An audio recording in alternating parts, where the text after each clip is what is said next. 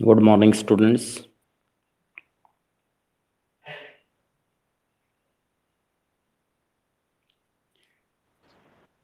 Good morning बेटा। यहाँ पे हमने उस दिन करइक्का लमैयार के विषय में ये टॉपिक कंप्लीट किया था। इसके बाद हम पेज नंबर सेम इसी पेज पे 145 पे राज्य के साथ में इन साधु संतों के संबंध किस तरह के रहते थे उस पे हम चर्चा करेंगे। आज राज्य के साथ संबंध किस तरह के थे। अध्याय 2 में बोल। यस बेटा बोलो। यस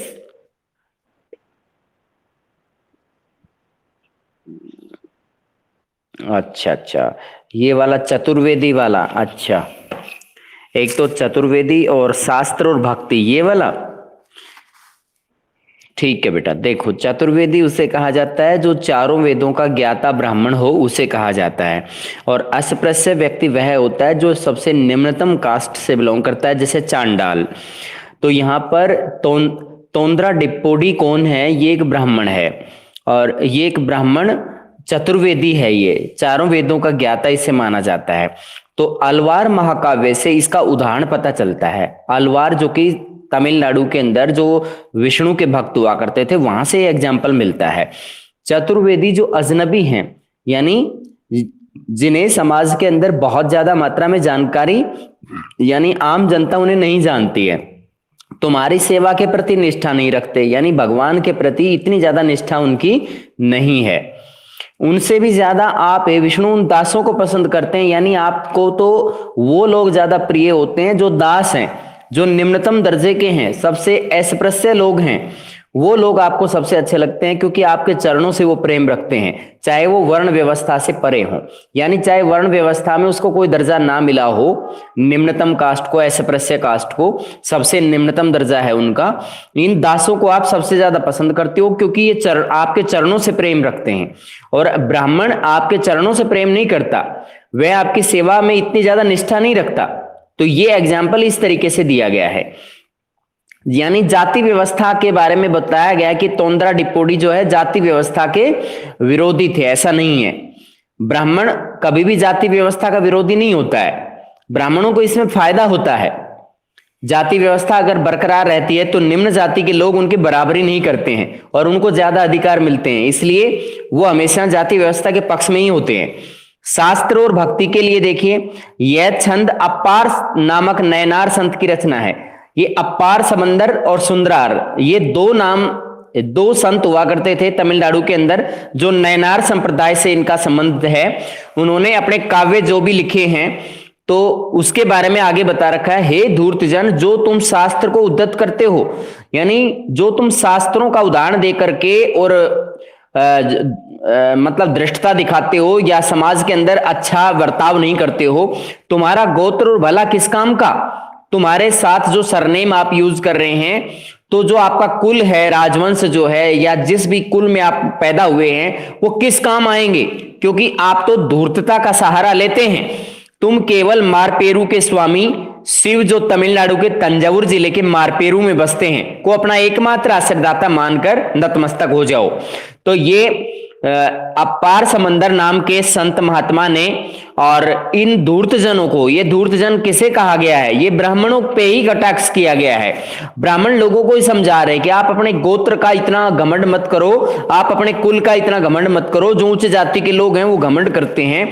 तो इनका मानना है कि जो शिव की पूजा आपको करनी चाहिए, जो मारपेरू नामक जगह है वहां पर तमिलनाडु के अंदर, तो मारपेरू के स्वामी यानी शिव को तमिलनाडु के अंदर जिसका स्थान है तंजावुर जिले के मारपेरू में बसते हैं, उनके प्रति आपको स्वामी भक्ति दिखानी चाहिए।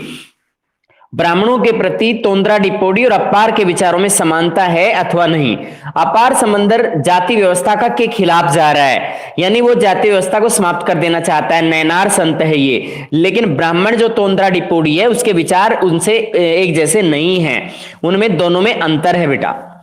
अब यहां अगले बॉक्स में दिखा रखा है भक्ति साहित्य का संकलन। 10वीं शताब्दी तक आते आते 12 आलवारों की रचना का एक संकलन तैयार कर लिया गया, यानी 12 आलवारों ने मिल करके और इस तरह का संकलन तैयार किया था, जिसका नाम था नलगीरा दिव्य प्रबंधनम। ये तमिल भाषा में लिखा गया, तमिल वेद के नाम से प्रचारित था। 4000 पावन रचनाएं, इसी को कहा जाता है, इसमें 4000 पावन रचनाओं को जोड़ा गया है। 10वीं शताब्दी में अपार समंदर और सुंदरार की कविताएं, ये दोनों ही नैनार संत रहे हैं, सुंदरार और अपार समंदर, जिसका एग्जाम्पल अभी हमने पढ़ा था इस पैराग्राफ में, त्वरम नामक संकलन में रखी गई। यानी इन दोनों की रचनाएं, क्योंकि ये नैनार संत हैं, आलवार संत हैं, उनकी रचनाएं नलयीरा दिव्य प्रबंधनम में रखी गई, लेकिन अपार समंदर और सुंदरार दोनों नैनार संत थे, इनकी रचनाएं त्वरम नामक ग्रंथ में रखी गई, जिसमें कविताओं का संगीत के आधार पर वर्गीकरण किया गया है। यानी जो भी कविताएं उसमें रखी गई हैं उनको म्यूजिक के आधार पर क्लासिफाई किया गया है कि किस तरह का म्यूजिक उनके साथ हो सकता है। अब राज्य के साथ में संबंध देखिए, पेज नंबर 145 पर है। अध्याय 2 में हमने पढ़ा तमिल क्षेत्र में प्रथम सहस्त्राब्दी ईस्वी के आरंभ में कई महत्वपूर्ण सरदारियां थी। यानी तमिल क्षेत्र के अंदर सरदार और सरदारी का विषय, जो आपने एक बार मैंने पहले भी बताया था, सरदार को ज्यादा अधिकार मिलते थे, सरदारी को इतने अधिकार नहीं मिलते थे।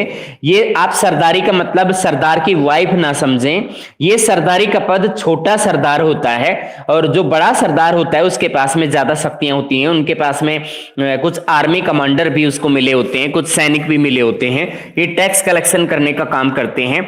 इसी सहस्त्राब्दी के उत्तरार्ध में राज्य का उद्भव और विकास हुआ। उस समय से ही राज्यों का विकास ज्यादा तेजी से होने लगा। इसमें पल्लव और पांड्य राज्य 6वीं से 9वीं शताब्दी ईस्वी के अंदर शामिल थे। यानी उस समय पर इस सहस्त्राब्दी में, पहली सहस्त्राब्दी की बात यहां पे की गई है, तो इस दौरान पल्लव और पांड्य राजवंश जो है 6वीं से 9वीं शताब्दी ईस्वी के दौरान इनका विकास हुआ था। हालांकि बौद्ध और जैन धर्म इस क्षेत्र में कई शताब्दियों से मौजूद थे। बौद्ध धर्म और जैन धर्म इस क्षेत्र में बहुत, यानी कई शताब्दियों से मौजूद थे। हमने इनके बारे में बहुत पुराने समय से हम पढ़ते आ रहे हैं। बौद्ध धर्म का लेसन नंबर 4 में भी हमने विवरण पढ़ लिया है। उन्हें व्यापारी और शिल्पी वर्ग का प्रश्रय हासिल था। किन लोगों का? यानी व्यापारी भी पसंद करते थे बौद्ध धर्म जैन धर्म को, और शिल्पी लोग भी बौद्ध धर्म जैन धर्म को पसंद करते थे।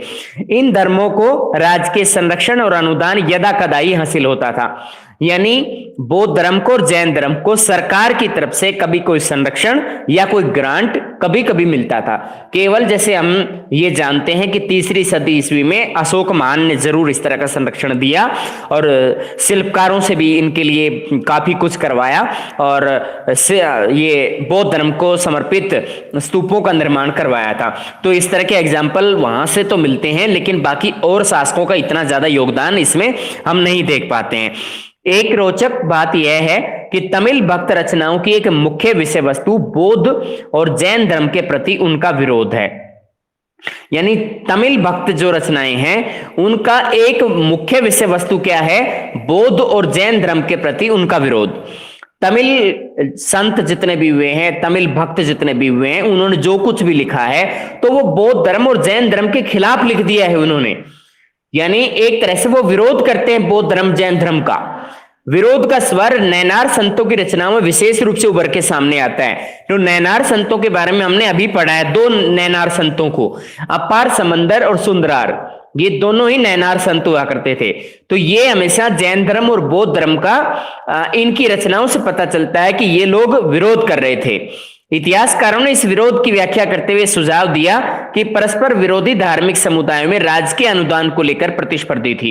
ये क्यों विरोध होता था? इन लोगों को लगता था कि अगर हम विरोध नहीं करेंगे तो बौद्ध धर्म और जैन धर्म के लोगों को ज्यादा ग्रांट मिल जाएगी, उनको सरकार की तरफ से ज्यादा संरक्षण मिल जाएगा। इस बात को लेकर के ये खफा रहते थे।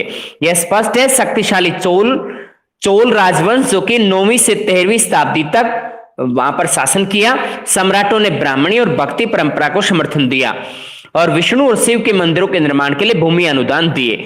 याद रखिए बेटा, ये चोल शासक है। 9वीं से 13वीं शताब्दी के दौरान इन्होंने दक्षिण भारत में शासन किया है। इन सम्राटों ने ब्राह्मणीय परंपरा को और भक्ति परंपरा को समर्थन दिया।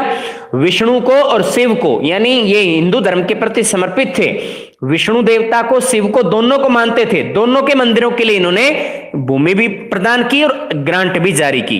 तो इससे पता चलता है कि जो इस तरह की कंपटीशन की वजह से ये लोग शायद विरोध कर रहे होंगे, क्योंकि बौद्ध धर्म और जैन धर्म के जो संत महात्मा थे वो भी कोशिश करते होंगे कि भी उन्हें भी ग्रांट मिले, लेकिन ये लोग अपने विष्णु और शिव के लिए ग्रांट जारी करवाना चाह रहे थे, इसलिए उनके विरोध में ये आगे आ जाते थे।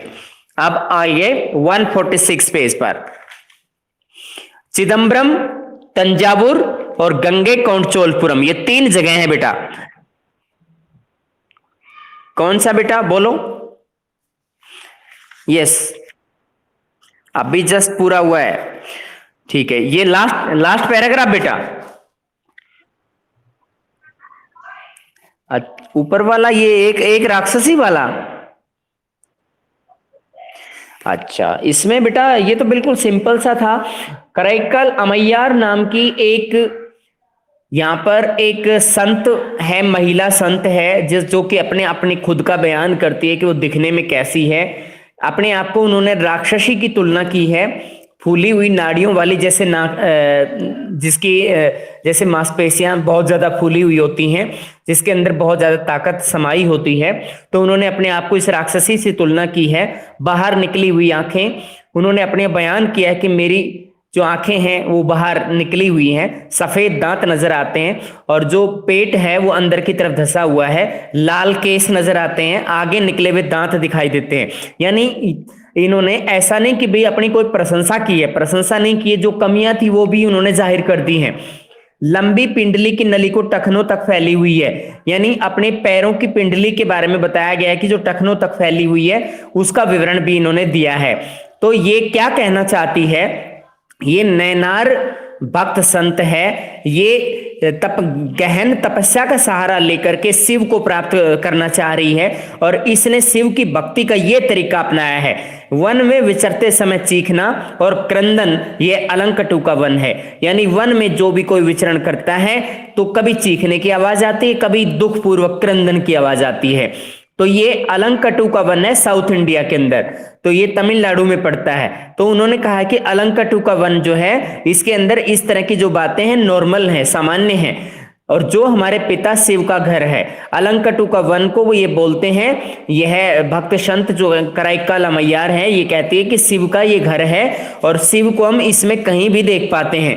वह नृत्य करते हैं, डांस करते हैं, उनके जटाजूट 8 ओर बिखर जाते हैं, यानी 8 दिशाओं के अंदर उनकी जो बाल हैं या केस हैं वो बिखर जाते हैं, उनके सभी अंग शांत हैं, यानी कोई भी मतलब नुकसान समाज का नहीं कर रहे हैं।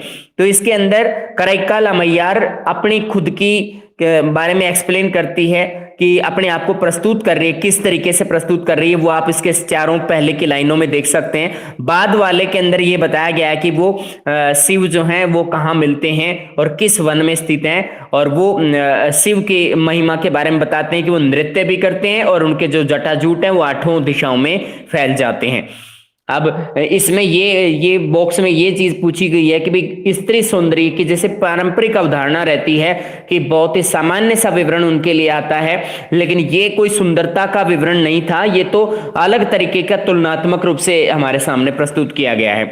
अब राज्य के साथ में संबंध बताया गया है कि पहली सहस्त्राब्दी के दौरान राजवंशों ने या राजाओं ने कितना इन लोगों को सपोर्ट की उस समय, बोलो बेटा। 8 दिशाएं, जैसे 4 दिशाएं तो बेटा पूर्व पश्चिम और उत्तर दक्षिण, और इनके बीच में एक एक दिशा और एक्स्ट्रा होती है, यानी जैसे पूर्व और उत्तर के बीच में जो दिशा होती है उसको पूर्वोत्तर कहा जाता है, नॉर्थ ईस्टर्न। इसी तरह से दक्षिण और पूर्व के बीच में, दक्षिण और पूर्व के बीच में जो होती है उसको दक्षिण पूर्व कहा जाता है। तो इस तरह से 4 दिशाएं और एक्स्ट्रा बन जाती हैं, तो 8 दिशाएं माना जाता है इसको। और इसके अंदर बेटा पहर भी होते हैं। पहर होता है समय को इंडिकेट करने वाला, जैसे 4 पहर दिन के, 4 पहर रात के, 8 पहर बोला जाता है उसको। लेकिन यहाँ दिशाओं का विवरण था, इसलिए दिशाओं के विषय में बताया गया। अब इस पहले पैराग्राफ को देखिएगा, राज्य के साथ में संबंध को। इसमें पहली सहस्त्राब्दी के दौरान पल्लव और पांडे राजवंश के बारे में बताया गया है कि किस तरीके से वो आम जनता को सपोर्ट करते थे। बौद्ध धर्म और जैन धर्म के लोगों का या उनके संत महात्माओं का बाकी अन्य धर्म के लोगों के साथ में किसी न किसी डाउट की वजह से वो उनके बीच मतभेद रहते थे। जैसे बौद्ध धर्म और जैन धर्म के जितने भी साधु संत थे उनका, और यहाँ जैसे नैनार और आलवार संत जो हुआ करते थे उनके साथ उनका मेल मिलाप सही तरीके से नहीं होता था, क्योंकि उनको लगता था कि राजकीय संरक्षण, अगर जिस भी धर्म का प्रभाव ज्यादा बढ़ गया तो उसको राजकीय संरक्षण भी मिलेगा और उसे ग्रांट भी जारी मिलेगा, ग्रांट भी जारी होगी उसके लिए। तो इस तरीके से ये लोग अपना प्रभाव दिखाने के लिए बौद्ध धर्म और जैन धर्म की खिलाफत करते थे, विरोध करते थे एक तरह से। अगले पैराग्राफ में भी इसी विरोध के बारे में ही बता रखा है। इसके अंदर तमिल भक्त जितने भी रचनाएं यहाँ पे सामने आती हैं, तमिल की भक्ति रचनाओं के अंदर, तो बौद्ध धर्म और जैन धर्म के प्रति उनका विरोध सामने आता है। तो नैनार संतों के जो भी रचनाएं हैं उनसे बिल्कुल स्पष्ट हो जाता है कि वो लोग विरोध करना चाहते थे। और किस बात के लिए विरोध कर रहे हैं? क्योंकि विरोधी धार्मिक समुदायों में राजकीय अनुदान को लेकर के कंपटीशन रहता था कि उन्हें ज्यादा अनुदान मिले, ज्यादा पैसे मिले, उनके लिए ज्यादा मंदिरों का निर्माण हो, उनके देवताओं की ज्यादा मूर्तियां स्थापित हो, इस तरह की उनकी भावनाएं रहती थी। तो शक्तिशाली चोल शासक थे, वो 9वीं से 13वीं सदी के दौरान ब्राह्मणी और भक्ति परंपरा को समर्थन दिया। इन चोल शासकों ने आलवार और नैनार संतों की परंपरा को महत्व दिया, ना कि बौद्ध धर्म और जैन धर्म को।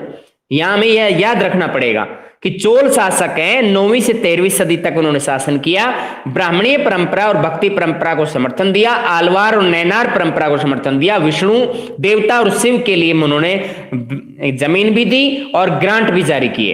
तो यहां पे कहीं भी ये नहीं बताया गया चोल शासकों का कि जैन धर्म और बौद्ध धर्म की सपोर्ट उन्होंने की हो। तो इसका मतलब ये इस दौरान उनकी सपोर्ट नहीं की गई, और यही टकराव था इनके बीच का, और कोई टकराव का बिंदु नहीं था। अब 146 पेज पर देखिए, चिदम्बरम, तंजावुर और गंगईकोंड चोलपुरम, ये 3 स्थान है साउथ इंडिया में ही पड़ते हैं। ये सभी स्थान तमिलनाडु से बिलोंग करते हैं। ये विशाल शिव मंदिर चोल सम्राटों की मदद से निर्मित हुए। इनके बारे में हमने अभी पढ़ा है, क्योंकि ये शिव और विष्णु के प्रति समर्पित थे। ये चोल शासक हमेशा इनकी मदद करने के लिए आगे आते थे। इन्होंने बड़े बड़े मंदिर भी स्थापित किए, तो 3 स्थानों पर स्थापित किए गए हैं।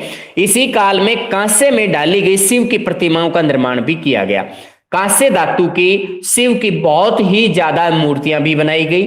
स्पष्ट है नैनार संतों का दर्शन शिल्पकारों के लिए प्रेरणा बना। तो खास तौर पे याद रखिएगा, अगर इसमें यह भी बात पूछी जाती है कि चोल सम्राटों ने ज्यादा किसकी मदद की, तो उसमें अलवार संतों की अपेक्षा नैनार संतों का प्रभाव चोल सम्राटों पे और भी ज्यादा रहा है। तो नैनार संतों का जो दर्शन है शिल्पकारों के लिए प्रेरणा बना है। उस दौरान शिव के को समर्पित जो मंदिर हैं वो ज्यादा बनाए गए। तो इसमें आप दोनों का भी नाम ले दोगे तो कोई गलत नहीं है, लेकिन इन्होंने एक लाइन के जरिए आपको यह समझाने की कोशिश की है कि इस काल में कांसे से डाली गई शिव की प्रतिमाओं का निर्माण किया गया, जबकि कहीं आलवार यानी विष्णु की प्रतिमा के बारे में यहां नहीं बताया गया है। आगे देखिए, नैनार और आलवार संत वेलाल कृषकों के द्वारा सम्मानित होते थे। ये वेलाल कृषक कौन है? ये तमिलनाडु के किसानों को कहा जाता था वेलाल कृषक। ये वेलाल कृषक नैनार संतों को और अलवार संतों को दोनों को सम्मान देते थे। इसलिए आश्चर्य नहीं कि शासकों ने भी उनका समर्थन पाने का प्रयास किया। अब शासक भी यही चाहते थे कि आम जनता में जो लोकप्रिय है हम भी उसी को ज्यादा सपोर्ट देंगे।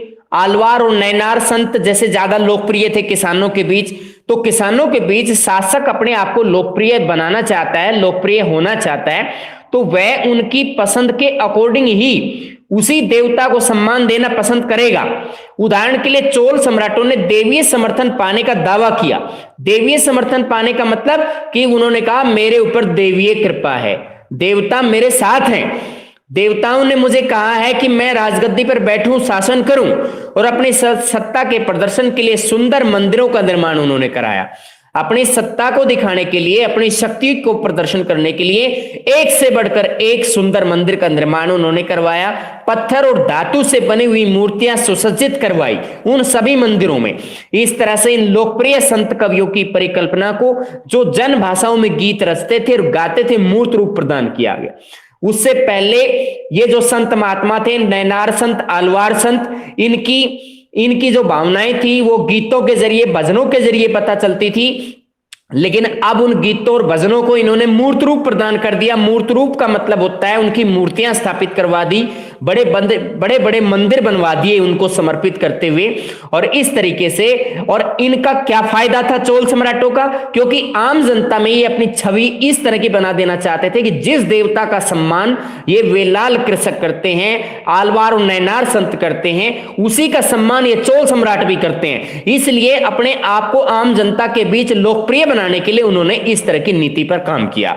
इन सम्राटों ने तमिल भाषा के शैव भजनों का गायन इन मंदिरों में प्रचलित किया कि जैसे जो भी साधु महात्मा आते थे तो उनकी मंडली को बुलाया जाता था, शिव भजन कराए जाते थे। उन्होंने ऐसे भजनों का संकलन एक ग्रंथ त्वरम के रूप में करने का जिम्मा उठाया। ये चोल शासक थे जिन्होंने इसका संकलन होता है जोड़ना, विभिन्न प्रकार के गीतों को, भजनों को एक जगह इकट्ठा करके जोड़ना। उनके जो ग्रंथ हैं वो सब इकट्ठे कर दिए गए और उसको नाम दिया गया त्वरम। त्वरम नाम न दिया गया है। ये नैनार संतों का संकलन है। इसके अंदर शिव की महिमा के रूप में, उनके भजन के रूप में जो कुछ भी मिलता है वो सारा इसमें डाला गया।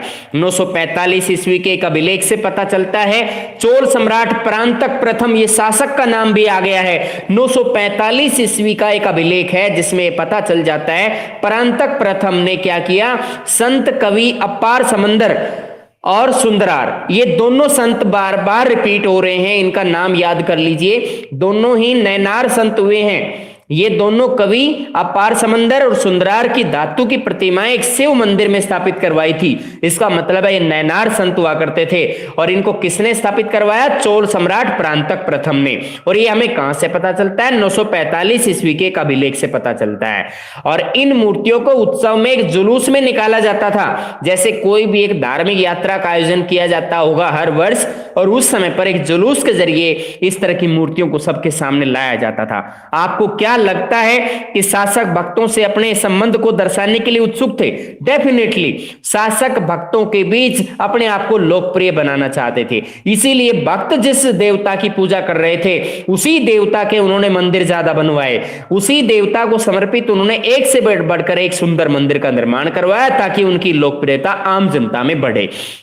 नटराज के रूप में शिव यहां पे नजर आ रहे हैं। इसमें तांडव नृत्य करते हुए नटराज की मूर्ति के अंदर पता चलता है, जो कि एक धातु की बनी हुई मूर्ति है।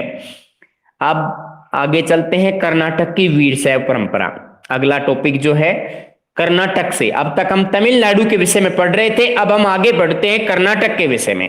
कर्नाटक की वीरशैव परंपरा। वीरशैव शिव के वीर, इसका मीनिंग क्या है? शिव के वीर। एक बासवन्ना नाम का ब्राह्मण था, उस बासवन्ना नाम के ब्राह्मण के जितने भी अनुयायी थे उनको वीरशैव परंपरा का माना जाता है, और ये कर्नाटक से बिलोंग करती है। याद रखिएगा, एक आंदोलन चलाया था उसने शिव के वीरों के नाम से, और वो बहुत ज्यादा लोकप्रिय होता चला गया और उसे वीरशैव परंपरा के नाम से जाना गया है। बाकायदा अब आ रहा है उसका डिटेल, आप देखिएगा।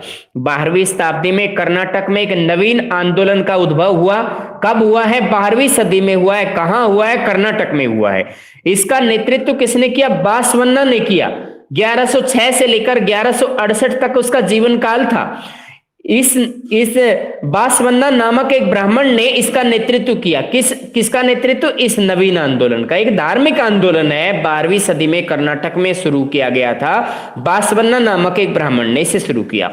बासवन्ना कलाचुरी राजा के दरबार में मंत्री थे। पूछा जा सकता है आपसे कि बासवन्ना के बारे में जानकारी दीजिए, तो ये कलाचुरी के राजा थे और उनके दरबार में मंत्री हुआ करते थे। उनके अनुयायी वीरशैव परंपरा, शिव के वीर व लिंगायत, लिंग धारण करने वाले कहलाए।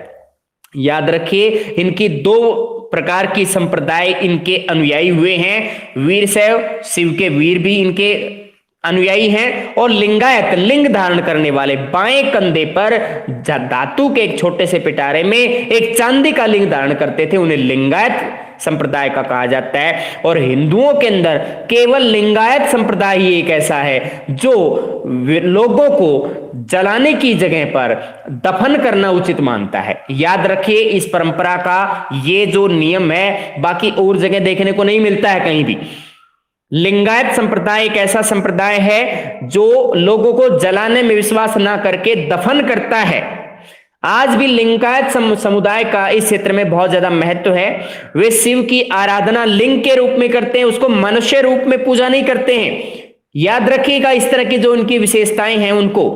इस समुदाय के जो पुरुष हैं, महिलाएं नहीं, पुरुष केवल वाम स्कंद पर, वाम स्कंद कौन सा होता है? बायां कंधा, बाएं स्कंद पर या कंधे पर चांदी के पिटारे में एक लघु लिंग को धारण करते हैं। एक छोटा सा लघु लिंग अपने बाएं कंधे पर धारण करते हैं, जिन्हें श्रद्धा की दृष्टि से देखा जाता है।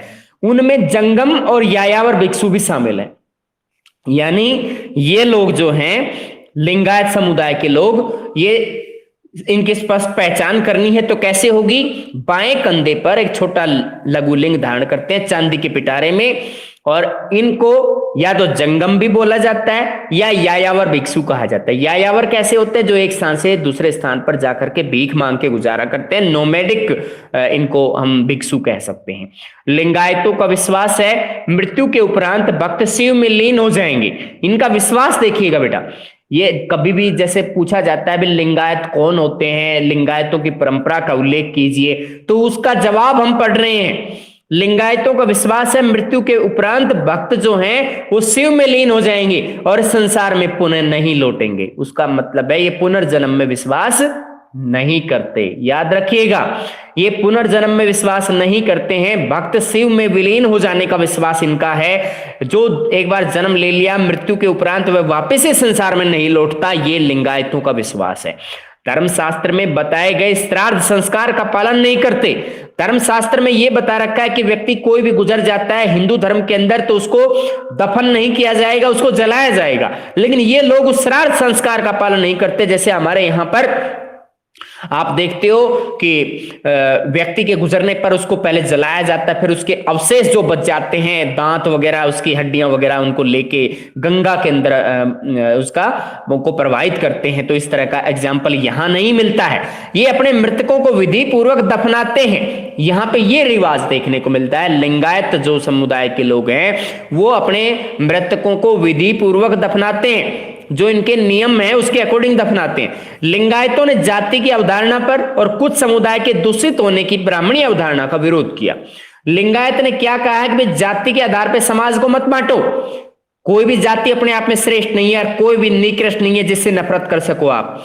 इन्होंने कहा कि दूषित होने की जो परंपरा समाज के अंदर प्रचारित कर रखी है ब्राह्मणी अवधारणा में या ब्राह्मण लोगों ने, वो बिल्कुल गलत है। समाज में कोई भी दूषित नहीं है, समाज में कोई भी अस्पृश्य नहीं है, अनटचेबल नहीं है, यहां तक कि चांडाल भी नहीं है। उनका मतलब है वो लोग उनको भी सम्मान दिलाना चाहते थे।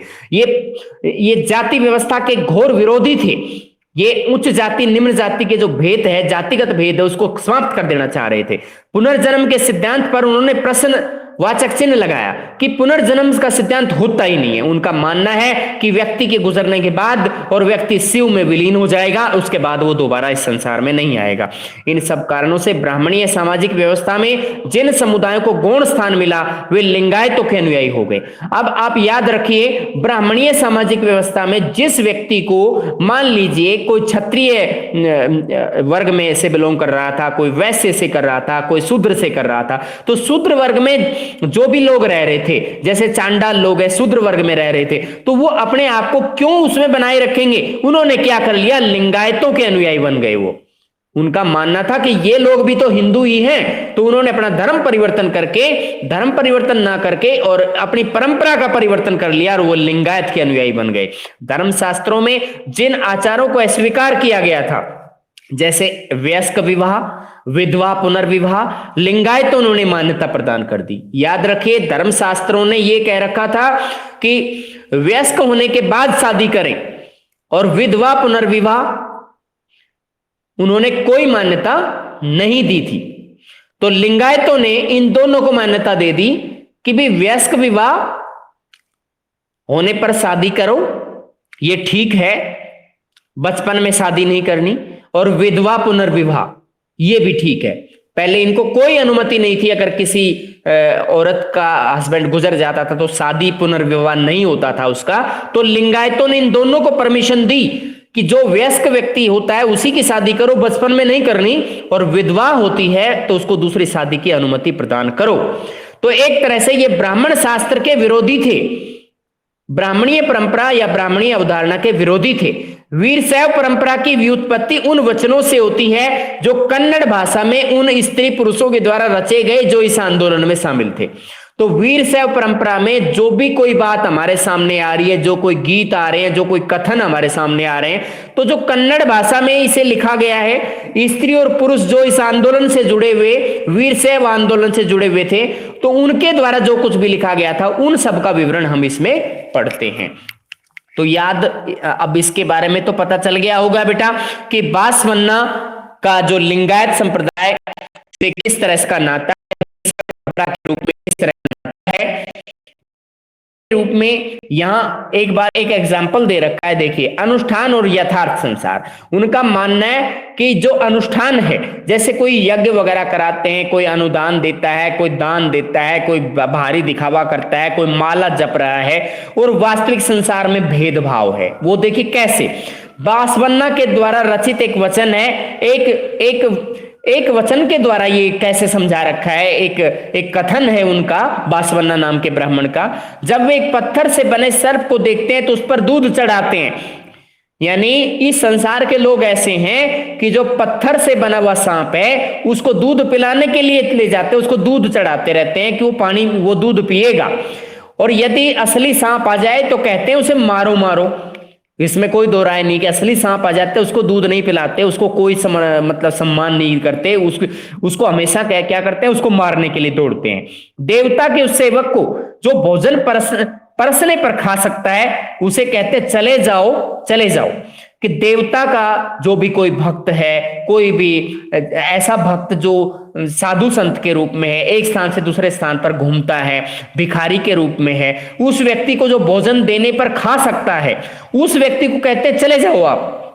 किंतु ईश्वर की मूर्ति को जो खा नहीं सकती उसको व्यंजन परोसते हैं, उसके सामने तरह तरह के भोजन उसके सामने परोसे जाते हैं, जिसको वो पत्थर की मूर्ति उसे खाएगी थोड़ी ना।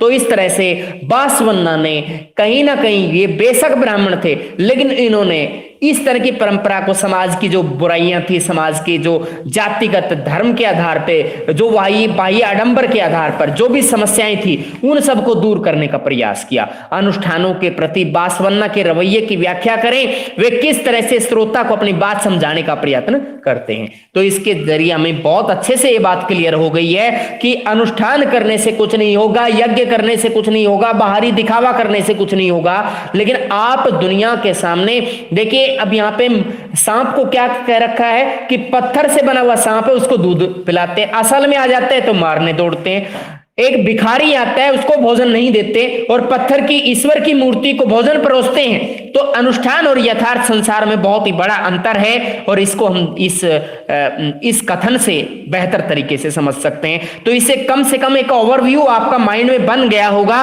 कि कर्नाटक की वीरशैव परंपरा के जो बासवन्ना नाम के जो संत हुए हैं या बासवन्ना नाम के जो ब्राह्मण हुए हैं, उन्होंने भक्ति परंपरा की किन बुराइयों पर प्रकाश डाला और उनको किस तरह से उन्होंने दूर किया, और ये चीजें किसके लिए फायदेमंद साबित हुई। खास तौर पर दूषित समझा जाने वाला समुदाय, जो निम्न जाति शोषित हो रही थी, अस्पृश्य समझे जा रहे थे, अनटचेबल्स थे, वो सब लोग लिंगायत संप्रदाय से जुड़ते चले गए। और जो भी लोग गलत, जैसे कि संस्कार समाज के अंदर कुछ मौजूद थे कि बच्चों का विवाह करते थे, छोटे बच्चों का, और विधवा को पुनर्विवाह करने की आजादी नहीं थी, इन दोनों को उन्होंने मान्यता प्रदान करके और ब्राह्मणीय शास्त्र का उल्लंघन कर दिया, ब्राह्मणीय शास्त्रों के खिलाफ वो चले गए। आप यहां तक टॉपिक को रीड करें, किसी तरह की प्रॉब्लम आए तो मेरे से पूछना।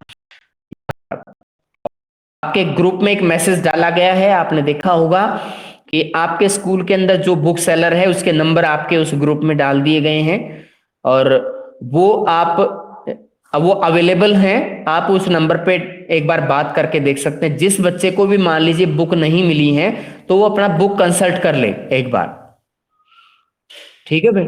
यस, बोलो बेटा।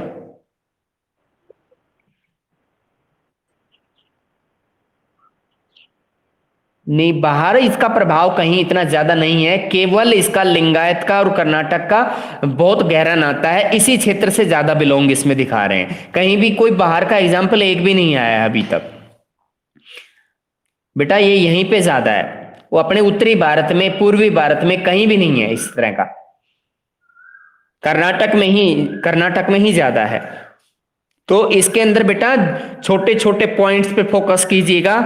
बासवन्ना के बारे में पूरी डिटेल जानिए, लिंगायत क्या होते हैं, उनमें क्या फर्क होता है, और वीर शैव परंपरा को वीर शैव क्यों कहा जाता है, तो इसके समाज के अंदर लिंगायतों ने किन किन बुराइयों को बाहर निकाला है, किन किन बुराइयों के खिलाफ वो गए हैं, तो उस तरह की नीतियों के बारे में जब आप इस तरह का कोई क्वेश्चन तैयार करोगे तो आप छोटा बड़ा जैसा भी क्वेश्चन आप लिखना चाहोगे लिख दोगे, कोई दिक्कत नहीं आएगी आपको। ठीक है, अब आप लीव कर सकते हैं बेटा। ओके।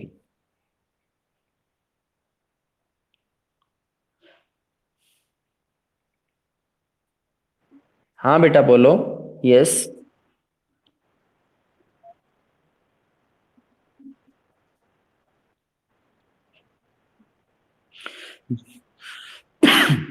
देखिए मैं बताता हूं। हाँ सुनिए सुनिए। लिंगायत समुदाय के लोग जो हैं बाएं कंधे पर और शिव के लिंग को धारण करते थे, सबसे पहली पहचान। और शिव शिव को पूजते थे, डेफिनेटली शिव के भक्त थे ये। ठीक है बेटा। और बाएं कंधे पर जो चांदी का एक पिटारा रखते थे उसके अंदर एक लघु लिंग धारण करते थे, ये इसकी दूसरी विशेषता है, उसको मतलब क्लैरिफाई किया गया है। चांदी के पिटारे में, चांदी का एक पिटारा यानी एक छोटा सा एक ऐसा बर्तन लगा लीजिए आप, इसका एक छोटा सा एक जैसे डिब्बी होती है। हाँ बेटा, शोल्डर पे, लेफ्ट शोल्डर पे उसको धारण करते थे लघु लिंग के रूप में।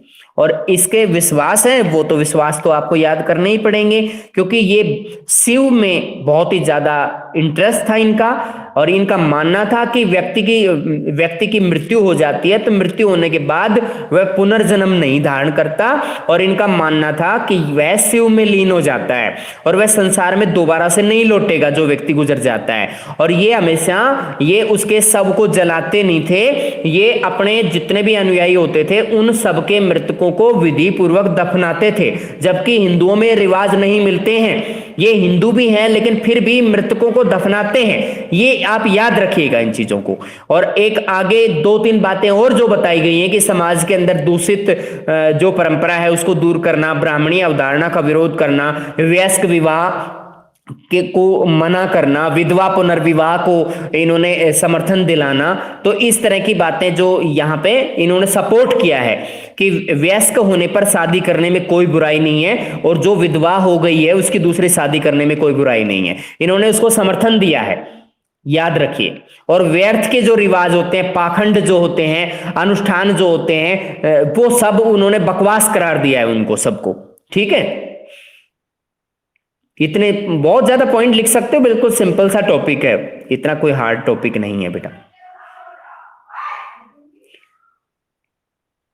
ठीक है बेटा, आप लीव कर सकते हैं आप।